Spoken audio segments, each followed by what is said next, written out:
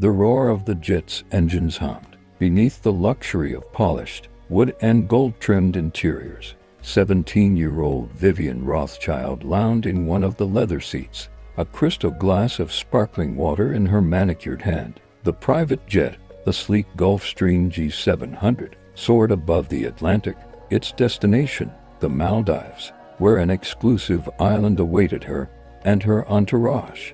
Vivian had everything: wealth, status, and a family name that turned heads. The Rothschilds were old money, a dynasty that commanded respect, feared whispers trailing in their wake. But for all her privilege, Vivian was spoiled, entitled, and blind to the world outside her bubble. Her fingers flicked through her phone, barely paying attention to the crew moving about. Among them was Daniel Okafor, a young Nigerian flight attendant who had been hired only days ago. It was his first time serving the Rothschild family, and he had been warned, don't make eye contact unless spoken to.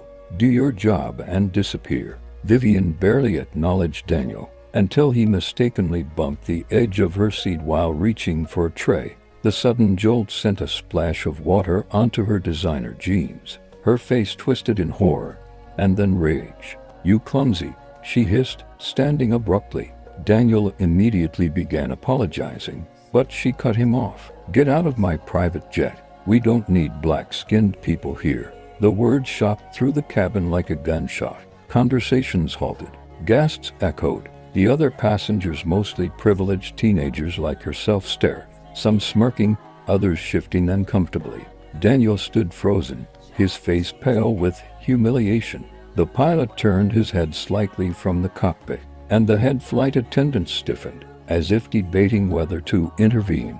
The moment hung thick in the air. Then Daniel, with dignity, set down the tray and clenched his fists. I'm here to do my job, ma'am, he said firmly, his voice steady despite the storm raging in his chest. Vivian scoffed, eyes narrowing. I don't care. Get out. You don't belong here. One of her friends, Liam, snickered, but another, a girl named Helena, looked nervous. Vivian, maybe. Vivian shot her a look. Are you defending him? Helena swallowed. No, I just think maybe that was a little. Shut up, Helena.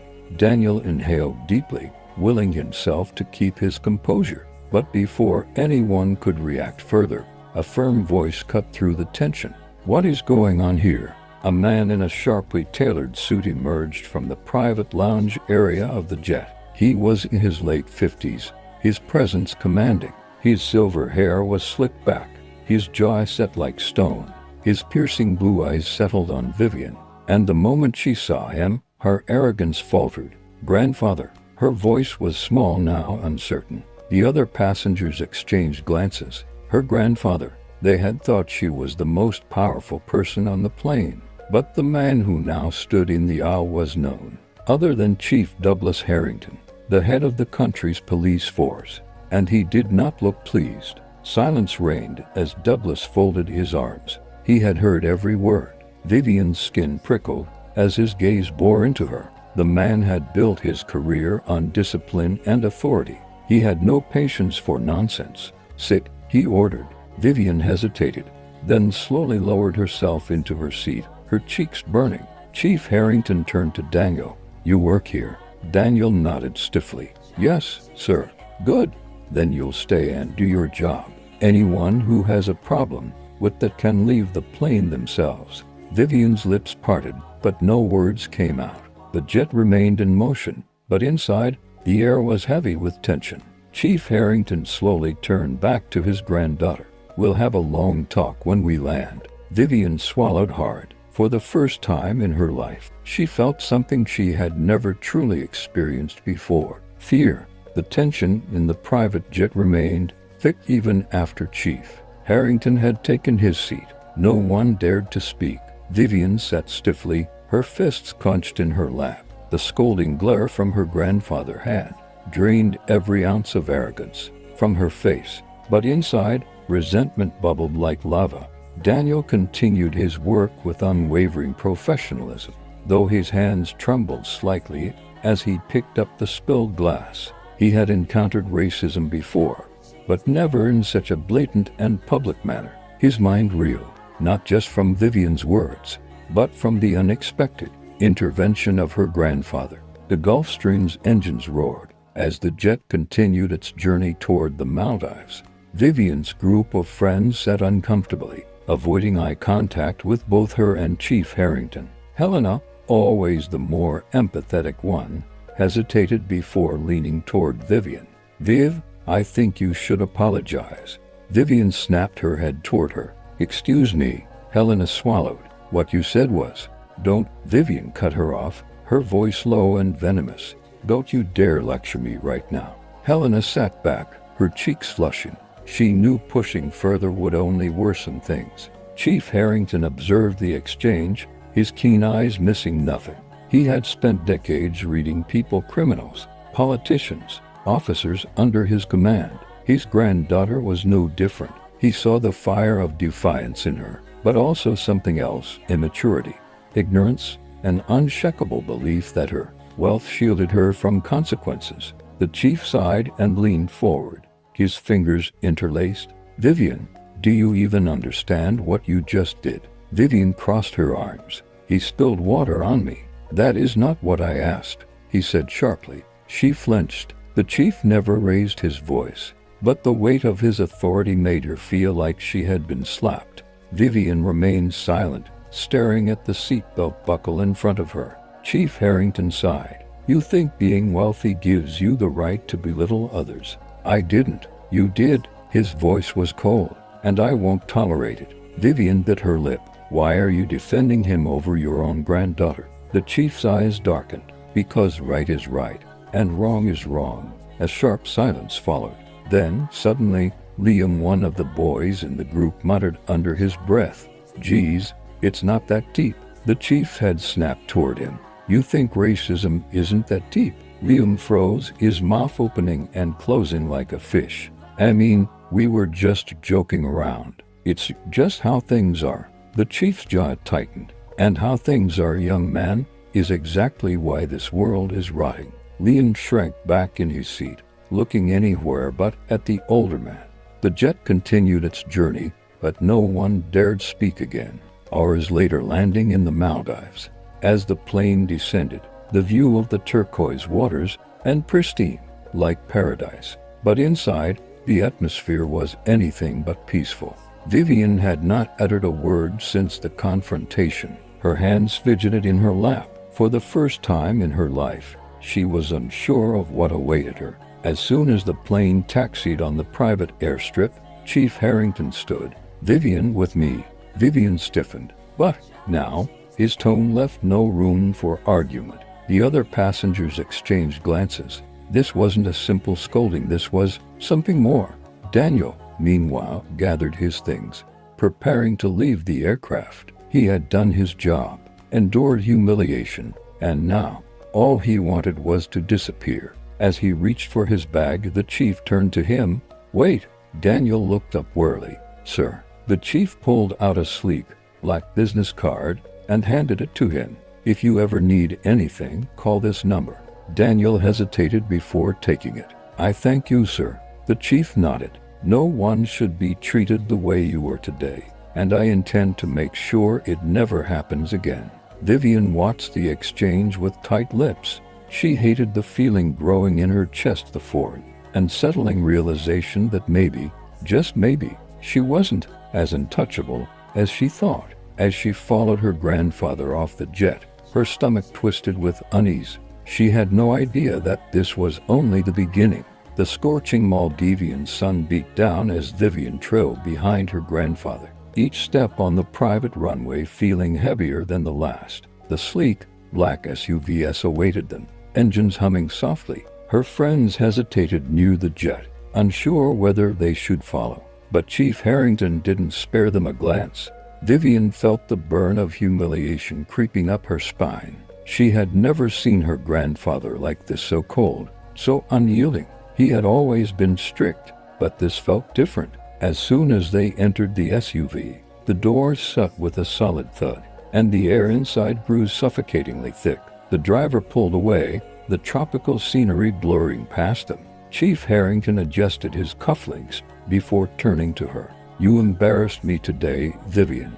Vivian clenched her fists. I embarrassed you. Yes. His gaze was sharp. I have spent my life upholding the law, maintaining order, and you, my own granddaughter, think you can throw out racial slurs like trash and expect no consequences. Vivian's face burned. I didn't mean it like that. He spilled water on me. It was an accident. But an accident? Her grandfather interrupted, his voice as sharp as a blade. And you responded with hatred. You told a man to get off your jet because of the color of his skin. Vivian swallowed hard.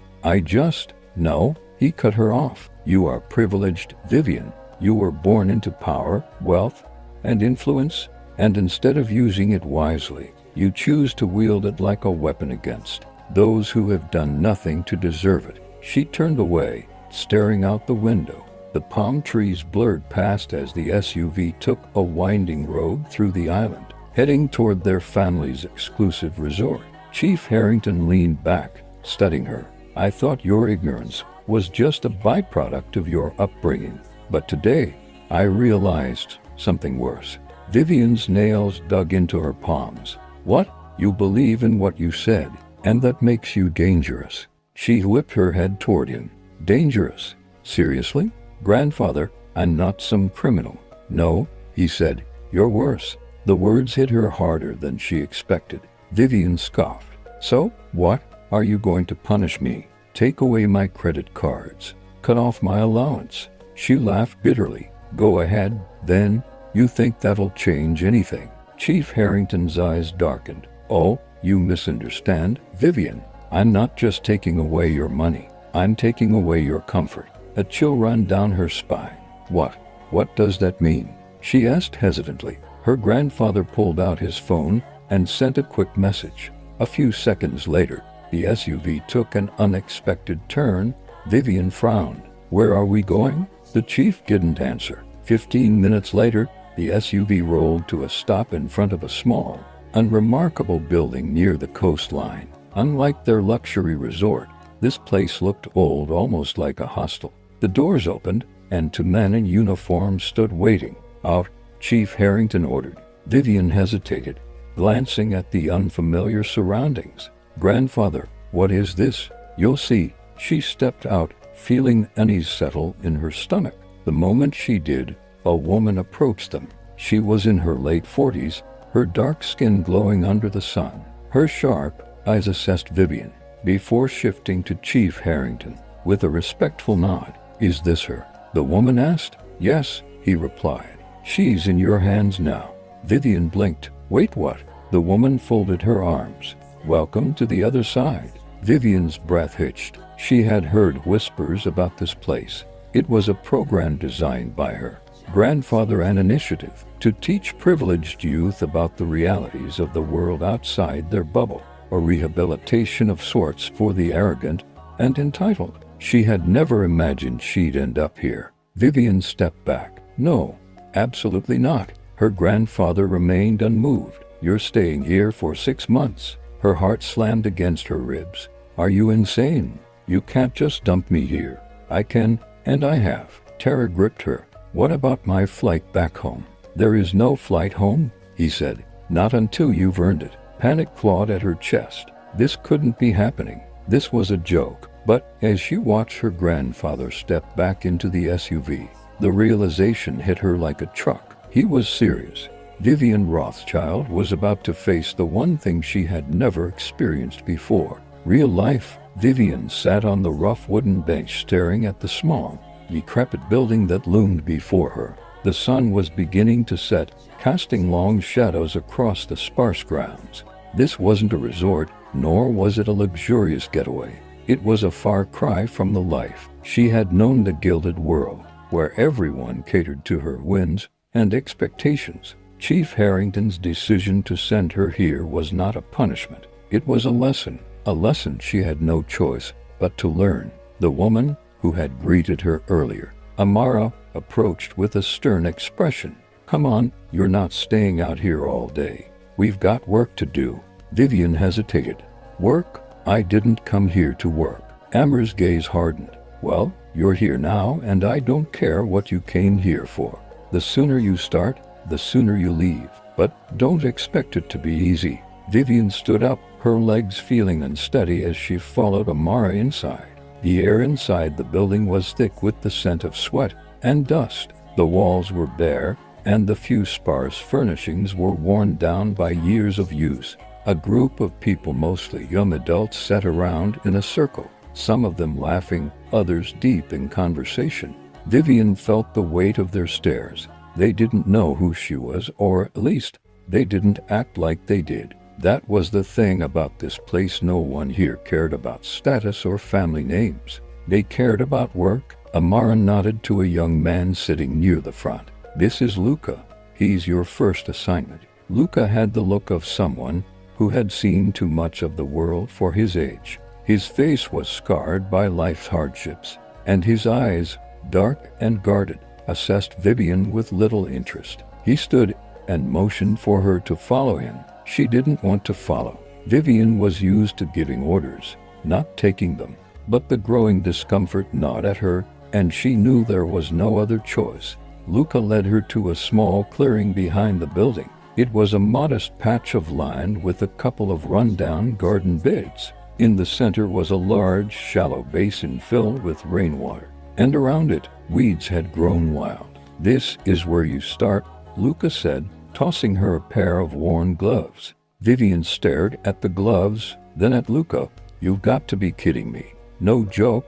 You want to earn your way out of here. Then you'll start by cleaning this place up. Vivian took a deep breath, trying to hold on to her dignity. I don't do this kind of work. Luca didn't even flinch. You're here now, so it's time to learn. You don't get to be picky. With a look of disgust, Vivian pulled on the gloves, the rough fabric scraping against her hands. She knelt by the basin and began tugging at the weeds, each movement slow and reluctant. The sun was setting now, casting an orange hue over everything. The heat was oppressive, and the work felt endless. Hours passed, and Vivian's hands were sore, her clothes dirtied by the sweat and grime of the task. She wanted to scream, to throw the gloves down and walk away. But there was no point in fighting it. Luca watched her from a distance, his arms crossed over his chest. He was used to this kind of work. He had lived through hardship, and it showed in the way he moved, always with purpose, never hesitating. Vivian's fingers trembled as she yanked another weed out of the soil. Her thoughts wandered to her grandfather. She hated him for doing this to her, hated him for putting her in a situation where she had no control. But the anger didn't bring any relief. For the first time, Vivian realized she had never truly worked for anything. Everything had always been handed to her on a silver platter. Her father's wealth, her grandfather's influence, it had all been part of the same gilded cage she had grown up in. And now, she was trapped in a place where her family name meant nothing. The sun dipped lower, casting long shadows across the dirt. She wiped the sweat from her brow and kept working, though every fiber of her being wanted to stop. After what felt like an eternity, Luca finally spoke. That's enough for today. Vivian stood up slowly, her body aching from the physical labor. She didn't know how long they'd been working, but it felt like days. Luca wiped his brow and offered her a small nod. Not bad. You might actually make it through here. Vivian didn't respond. She just stared at the ground, trying to regain some semblance of dignity. Don't get too comfortable, Luca added as he turned to leave. Tomorrow's work is going to be harder. Vivian stood there for a long moment, breathing heavily. The weight of what she was learning began to settle in. There were no shortcuts here, no silver spoons, no family name that would open doors. This place, this experience, it was breaking her down. And for the first time in her life, she didn't know how to stop it. The days blended together in a haze of exhaustion, discomfort, and humiliation. Vivian's body had begun to adjust to the grueling physical work, but it wasn't just her body that was being tested, it was her spirit. Every morning, Luca was there to remind her of the harsh realities of life, outside the luxury she had taken for granted. Vivian had learned the hard way that this wasn't just about physical labor. This was about stripping away the layers of entitlement that had coated her existence. It was about humbling herself, a lesson her grandfather had clearly deemed necessary. The routine was the same. Wake up early, work, eat a meager meal, sleep, repeat, and each day, the weight of her situation pressed harder on her chest. She spent hours in the fields, hauling water, digging trenches, and clearing debris from a neglected garden. By the end of each day, her hands were raw, her back aching, and her mind a whirlwind of resentment and self-reflection. But something unexpected began to happen. The anger she initially felt started to give way to a quiet sense of frustration, not just with her grandfather, but with herself. Why had she ever thought the world owed her anything? Why had she allowed herself to be so blind to the struggles of others? One evening, as the sun dipped below the horizon, Vivian sat alone on the worn bench outside the building. Her clothes were still damp with sweat, and her fingers ached from the day's work. She hadn't spoken much to anyone in the last few days, keeping to herself as the others seemed to form bonds, friendships, even camaraderie. But tonight was different. As the cool evening breeze swept through the compound, Vivian heard footsteps approaching. She looked up to see Amara walking toward her, a soft expression on her face. "You've been quiet lately," Amara said, sitting down beside her. Vivian shrugged, unwilling to speak at first. She wasn't ready to admit how much the silence weighed on her. After a few moments, Amara spoke again, her voice low. "You're not the only one here, you know. You don't have to do this alone." Vivian glanced at her, then looked away. "What do you mean?" Amara looked out at the horizon. "There are a lot of people who've been through worse than you, Vivian. But that doesn't mean we're all enemies. This place isn't just about punishment, it's about learning to live." Vivian's brow furrowed. "I'm not a charity case." Amara chuckled softly. "No one said you were, but you are part of this place now. And it's okay to admit that you need help." Vivian remained silent. She wasn't ready to acknowledge the vulnerability that was creeping in. She had always been strong, had always believed she could control everything around her. But now everything felt out of her grasp. The two of them sat in silence for a while, the only sound being the distant hum of the jungle around them. Finally, Vivian spoke, her voice barely above a whisper. "I don't know what to do anymore." Amara glanced at her. "It's okay to not know. Just take it one day at a time." Vivian's eyes fell to the ground, her mind racing. Was this what her grandfather had wanted? For her to crumble and rebuild herself from the ground up? She wasn't sure she could take much more of it. The days felt endless, the pressure building with each passing moment. But for the first time in weeks, Vivian allowed herself to entertain a thought she hadn't been able to before.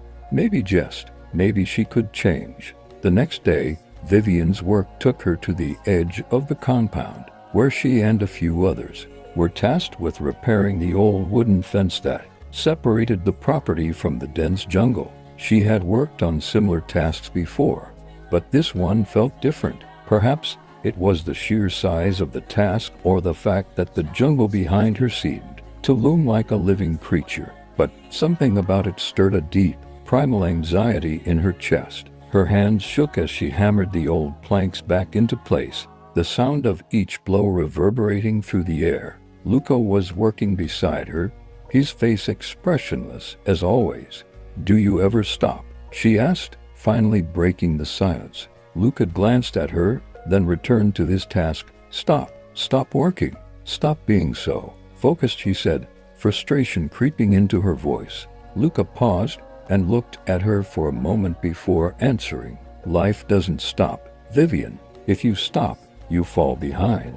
And I don't think you've had a day where you've ever been behind." Vivian winced at his words, but there was truth in them. She had never truly worked for anything. She had never been behind. Everything had always been given to her. "You know, Luca," she said, surprising herself, "you're not as bad as I thought." Luca gave her a dry smile. "I'm glad to hear that." They worked in silence after that, but something had shifted. Vivian wasn't just doing the work anymore, she was beginning to understand it. And then, as the day wore on, something remarkable happened. Vivian looked around at the others, their faces marked with hard work, resilience, and determination. They weren't perfect, they weren't privileged, they didn't have the resources she had grown up with, but they had something else, something stronger. They had each other. Vivian couldn't help but think that perhaps that was what she had been missing all along.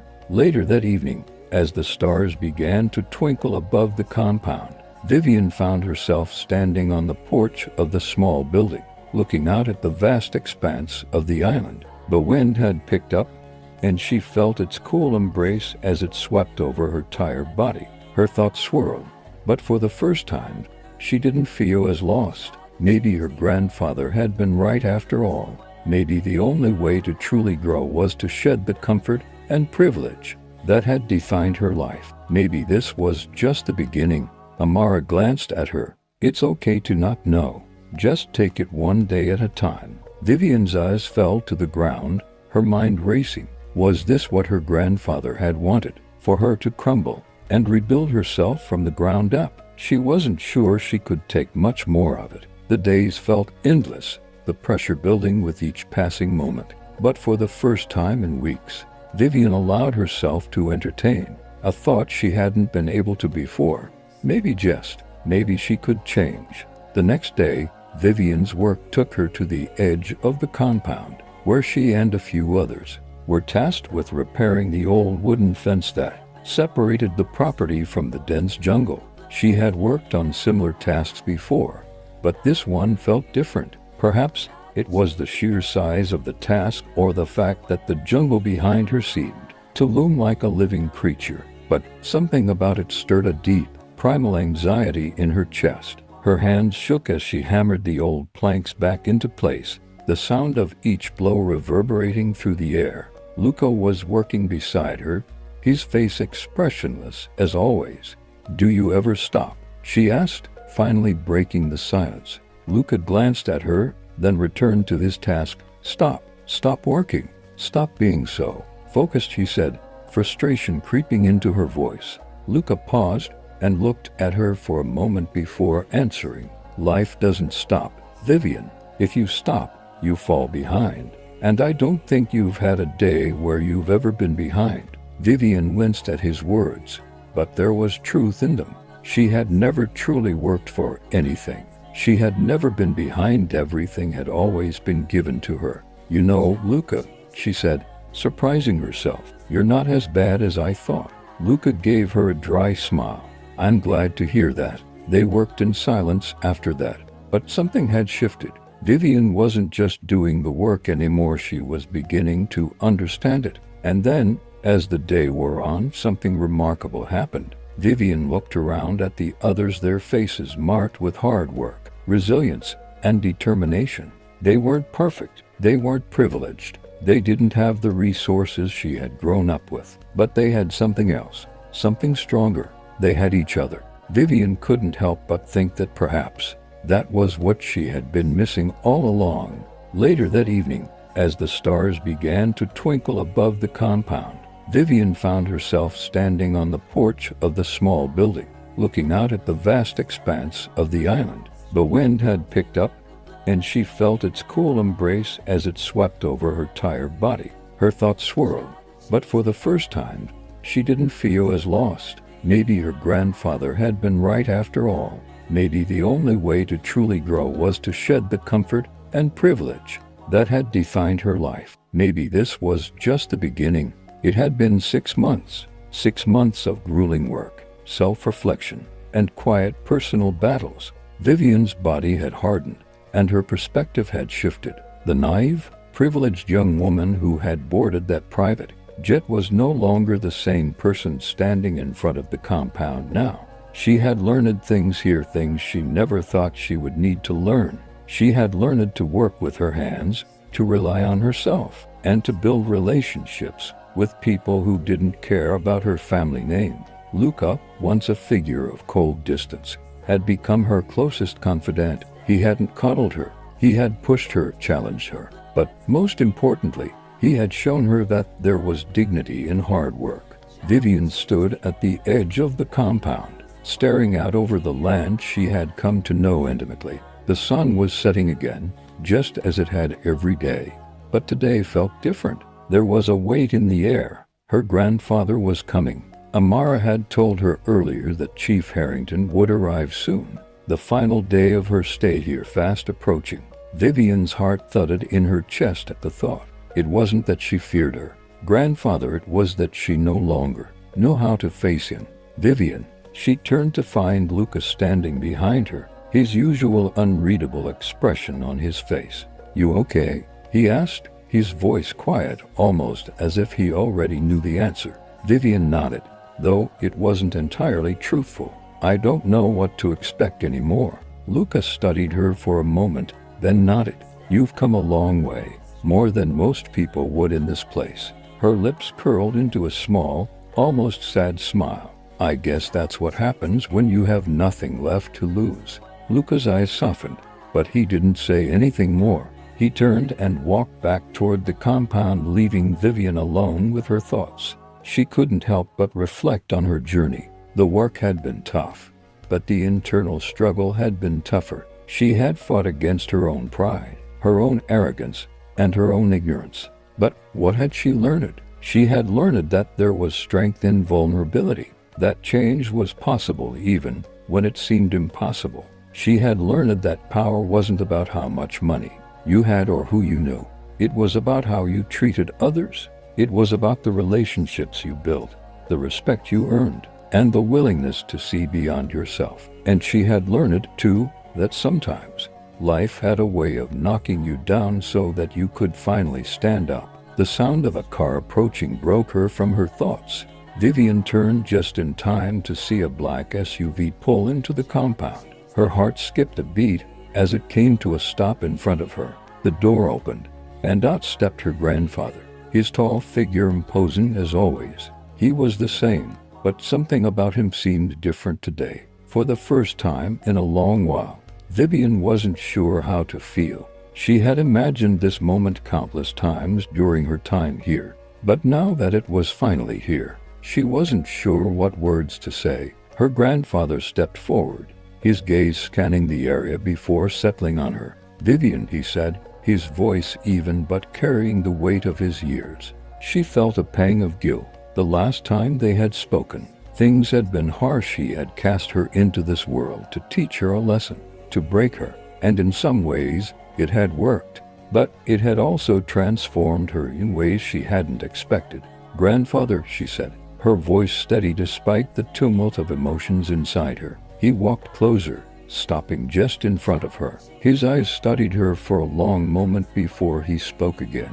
"I'm not here to judge you, Vivian." Her breath hitched. "But you already did." He didn't flinch. "You needed it." Vivian nodded, her throat tightening. "I don't know if I can ever undo the things I've said, the things I believed." "I'm not asking you to undo anything," he replied. "I'm asking you to move forward, to be better than you were before. You've shown me that you're capable of change, and that's all I needed to see."